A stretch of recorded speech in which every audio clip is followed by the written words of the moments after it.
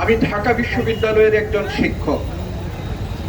আমি বিবেকের তাড়নায়, বিবেকের যন্ত্রণায় ঢাকা বিশ্ববিদ্যালয় ক্যাম্পাস থেকে বের হয়ে আজকে রাজপথের আপনাদের এই আন্দোলন কর্মসূচির সাথে একাত্মতা ঘোষণা করতে এসেছি।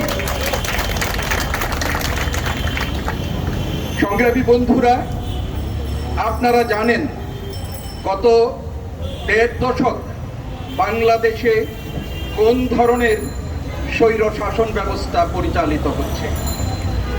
এই স্বৈর শাসন ব্যবস্থার নানা অগণতান্ত্রিক বিধি ব্যবস্থার বিরুদ্ধে এই দেশের গণতন্ত্র মনা মানুষ যখন কোনো প্রতিবাদ আন্দোলন করতে যায়, তখনই তারা এই আন্দোলনকে ভিন্ন খাতে প্রবাহিত করার জন্য তারা এই আন্দোলনকারীদেরকে মুক্তিযুদ্ধের চেতনা বিরোধী রাজাকার হিসাবে ট্যাগ দিয়ে তাদের অশুভ রাজনৈতিক ফায়দা তারা হাসিল করতে চায়। চলমান কোটা আন্দোলন এবং আপনারা জানেন একই সাথে 36টি পাবলিক বিশ্ববিদ্যালয়ের শিক্ষকরাও তাদের ন্যায্য দাবিতে আন্দোলন পরিচালনা করছে। সেই আন্দোলন কর্মসূচিগুলোকে কটাক্ষ করে সরকারের বিভিন্ন মহল এবং দায়িত্বশীল মন্ত্রী থেকে শুরু করে ক্ষমতাসীন রাজনৈতিক দলের নেতৃবৃন্দের যে কটাক্ষ, তাদের যে অবমাননামূলক বক্তব্য এবং অসম্মানজনক বক্তব্য, সেটি আপনারা লক্ষ্য করেছেন।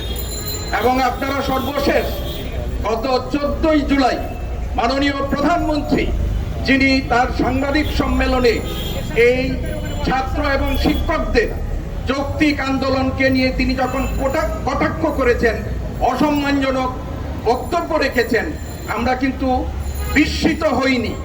কেননা তার কাছে শাসক হিসাবে বা প্রধানমন্ত্রী হিসাবে এবং একটি রাজনৈতিক দলের সভানেত্রী হিসাবে এই ধরনের বক্তব্য আমরা হরহামেশাই শুনে আসছি।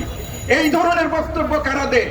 যারা স্বৈর মানসিকতা শুধু সম্পন্ন নয়, যারা নিজেদেরকে ফিউডাল লর্ড বলে মনে করেন, তারাই এই ধরনের বক্তব্য প্রদান করে থাকেন। এবং এই বক্তব্যের কনসিকুয়েন্স আমাদের জাতির উপর কিভাবে পড়ে সেটি আপনারা গতকাল ঢাকা বিশ্ববিদ্যালয় সহ পাবলিক বিশ্ববিদ্যালয়গুলোতে আমাদের এই ন্যায্য দাবিতে আন্দোলনকারী ছাত্র এবং চাকরি প্রত্যাশীদের বিরুদ্ধে যে আন্দোলনকে নস্যাৎ করার জন্য যে পেটুয়া বাহিনী দিয়ে নির্মম নিকারজনক আক্রমণ করেছে, সেটি আপনারা তারা লক্ষ্য করেছেন। আমি শিক্ষক হিসাবে, আমি একজন অভিভাবক হিসাবে আমার ছাত্রদেরকে নিরাপত্তা দানের যে আমি ব্যর্থ হয়েছি, সেজন্য আমি নিজেকে ধিক্কার জানাচ্ছি।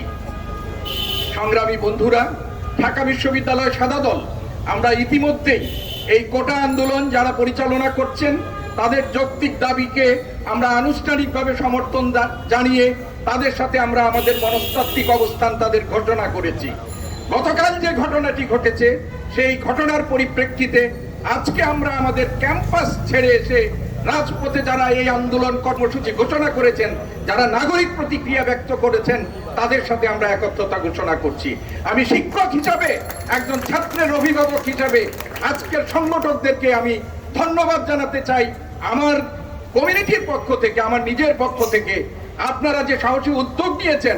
আপনি একটু আগে আমার বিভিন্ন বক্তব্য রেখেছেন যে সারা বিশ্ববিদ্যালয়ে ছাত্র সমাজ তাদের ন্যায্য দাবির আদায়ের জন্য যে সমস্ত কর্মসূচিগুলো গ্রহণ করবে, আমরা আপনাদেরকে বিনীতভাবে অনুরোধ করছি আপনারা এই ন্যায্য দাবির প্রতি, আমরা কোনো অন্যায্য দাবির কথা বলছি না, ন্যায্য দাবির প্রতি আপনারা সমর্থন জানাবেন, তাদেরকে এই আন্দোলন কর্মসূচিতে সহযোগিতা করবেন।